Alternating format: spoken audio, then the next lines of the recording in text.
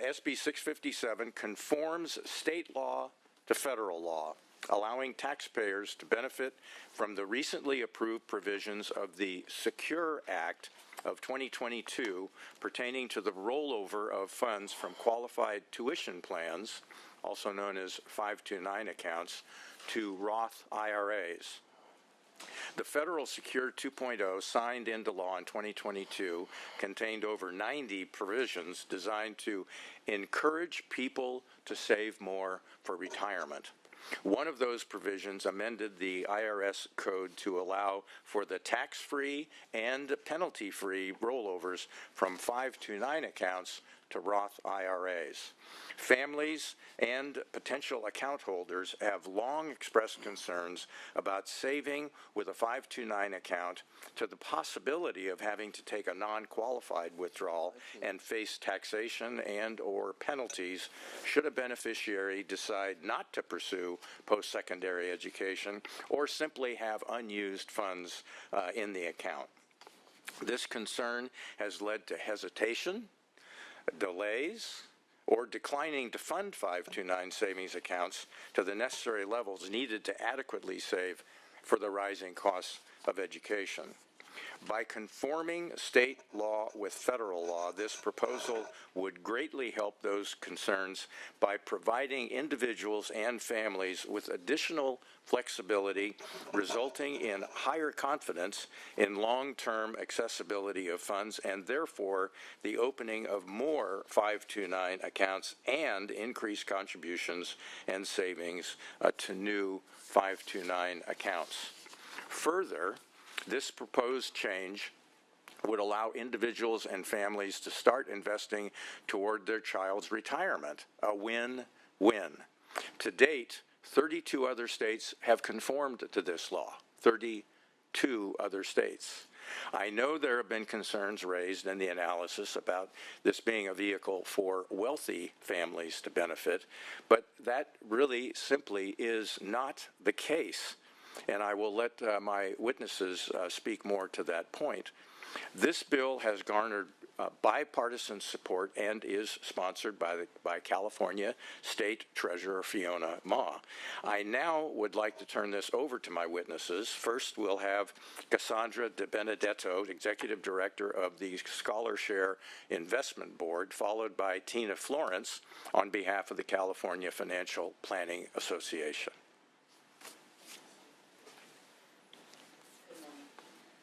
Witnesses may proceed. Good morning, Chair and members. My name is Cassandra De Benedetto, and I serve as the Executive Director of the ScholarShare Investment Board, which administers California's 529 College Savings Plan, ScholarShare 529. I'm here today on behalf of State Treasurer Fiona Ma, who proudly sponsors Senate Bill 657, a timely and equitable reform that aligns California law with recent federal changes allowing rollovers from 529 accounts to Roth IRAs. This bill addresses a persistent barrier that prevents many families, especially low and moderate income households and families of color, from opening and contributing to 529 plans. The fear that if their child doesn't pursue higher education, they'll be penalized for saving. The fear is very real. We hear it often from families who want to do the right thing but hesitate to open an account. This uncertainty disproportionately impacts communities that have historically been excluded from financial systems, reinforcing inequities in college access and long-term economic opportunity. SB 657 provides peace of mind. It allows families to know that if their child takes a different path, their savings can still serve a purpose by helping build retirement security. And these accounts are not just used by wealthy families. In California, more than 57% of ScholarShare 529 account holders earn under $150,000 a year. Nearly 30% earn under $100,000 a year. Among new account holders, those numbers are even higher. 67% earn under $150,000 a year. And these are precisely the families that benefit the most from a flexible, low-risk savings tool. According to a brand health survey in late 2023, found 73% of our target audience said the option to roll over a savings into a Roth IRA would help spark their interest in opening a ScholarShare 529 account.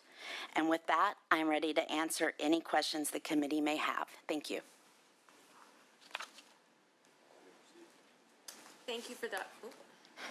There we go. Thank you for the opportunity to provide comments in support of the bill. My name is Tina Florence, and I'm a certified financial planner and owner for 20 years of a financial planning and investment firm in Folsom, California. My husband and I raised our family in Folsom, and our children attended UC colleges. I'm also a board of directors member of the Financial Planning Association of California, who supports the bill and provided a letter. This bill is an important step to continue to support working families and students move forward with the tools they need. At my firm, 529 Scholar Share accounts are commonly opened by parents or grandparents. But other family members may contribute as well: aunts, uncles, step-parents, even the child. Once the account is open, deposits can be made by basically anyone. It's hard to determine exactly how much will be needed for a degree or certificate in the future. What school will they attend? How long will it take? What will the investments return? Just last week, we met with retired clients on a limited budget who opened 529 accounts for their 4 grandchildren over 15 years ago. And the last one is finishing trade school. There are some extra funds in the account, and they wanted to know their options, so they came to meet with us. They would have been very pleased to be able to roll those extra funds, less than $5,000, to a Roth IRA tax-free for the benefit of their grandchild. Conforming state and federal law to allow for tax-free Roth rollovers for the beneficiary is a powerful message to graduates that investing in the future is a priority, one that their families and policymakers endorse. The option to roll over unused fund is also consistent with the recent passage of the financial literacy course graduation requirement from high school. What an opportunity for a graduate to complete their degree or certificate and have a tax-free retirement account for them to learn about investing and practice the skills they learned in the financial literacy course. I saw in the legislative summary report presented earlier for the bill that the proposed rollover provision, in their opinion, would disproportionately benefit high-wage account owners. I disagree. The true benefit is not the owner of the 529. It's the generation who could start off as a young graduate, learning and thinking about their financial future and a Roth IRA with a nod from the California State Legislature. In my experience, 529 accounts are very popular with working families. Would you please wrap up? I'm sorry. Time's expired. Who appreciate the opportunity to stretch their funds to meet expenses, not just wealthy families. When I review the terms of the bill with friends, neighbors, and clients, they're thrilled and hope you will vote in favor for it. Thank you for your time. I thank the witnesses. Any witnesses in support of the bill, please approach.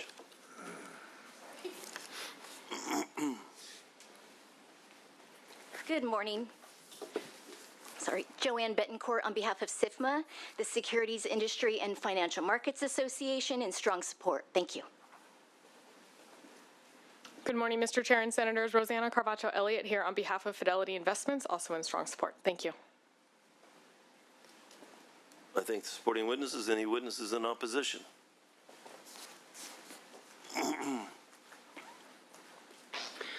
Good morning, Chair and members. Danny Kando Kaiser here on behalf of the California Tax Reform Association in respectful opposition based on partial conformity. The California Tax Reform Association is a coalition of the state's leading labor groups. This issue should be taken up as part of a larger conformity package in which gains and losses are set against each other, and decisions are made with regard to which conformity issues are necessary, for example, taxpayer simplicity, and which are discretionary as matters of policy. Thank you. With that, I'll turn to the committee. Any comments from the committee members? Vice Chair is recognized. Thank you, Mr. Chair. So it appears to me that this bill is simply about fairness. You know, parents we're constantly told to save for our kids' education, and we do attempt to do that in the little amounts that we may have to put into a 529 account. But if that money isn't used due to scholarship or a change in plans, we're penalized, and to me, that's not fair. And this bill, I think, fixes that, and I didn't come from the wealthiest of backgrounds, and wealthy families do have financial tools that are easily accessible to them. But for working families, the kind of flexibility, this kind of flexibility makes a real difference, which is why I'll be supporting this. Thank you for bringing it forward, and happy to move the bill when appropriate. Any other senators? Well, I thank the author and I thank the witnesses. This bill, SB 657, would allow families to roll over the 529 college funds tax-free into Roth IRAs. There is a cost to this bill, and it is a very difficult budget season. And I have concern that the witnesses have tried to address that it allows households that are already able to set aside college funds, effectively allowing those with means to continue building their wealth without tax benefits, without tax penalties. So for that reason, I'm not going to support this, and I'm going to withhold the vote on this bill today. I appreciate that. Senator may close. And our staffs have had similar comments. I would stress, first of all, in promoting things, one of the rules is you repeat it 3 times.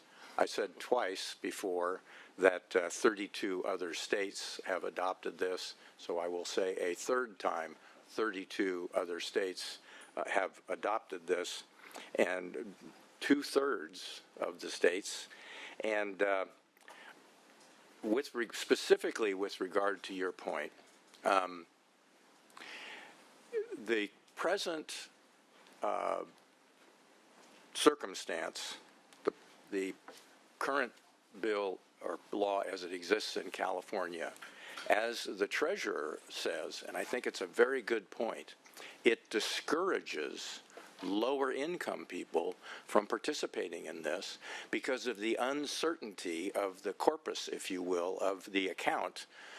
If their child chooses to not to go through higher education for which the account would qualify to pay, or if there is leftover amounts, they have to pay a penalty in order to gain access to the funds for any purpose, for their kids' retirement or for their own use. It actually, to the extent we've got a third of the people are 100,000 or less, which, by the way, is far from wealthy in this state of California, and certainly not someone that would have a huge wealth to pass on to their child when they passed away, so this helps that child.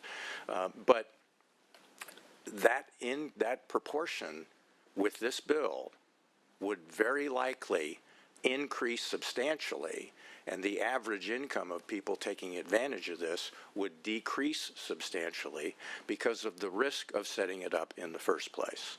So this really helps that issue about which you are concerned. So I would respectfully ask for an aye vote from everybody on the committee, and respectfully ask the chair to perhaps change his mind. Thank you. Well, I thank the author. The bill has been moved. Would the secretary call the roll? Motion is due pass to the Committee on Appropriations. Senators McNerney. Pass. Valladares. Aye. Valladares, aye. Ashby. Aye. Ashby, aye. Grayson. Umberg. 2-0, that's on. The vote is 2-0. The bill is on call. How many members are not here right now? 1? Oh, just one no. Thank you very much, and thank you very much to my friend Senator Choi for allowing me to precede him. Appreciate it very much.